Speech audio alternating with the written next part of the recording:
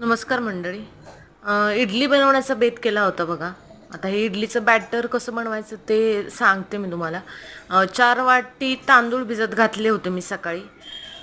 त्याला 1 वाटी उडदाची डाळ, थोडेसे मेथी दाणे आणि 1 ग्लास पोहे असं प्रमाण आहे बघा.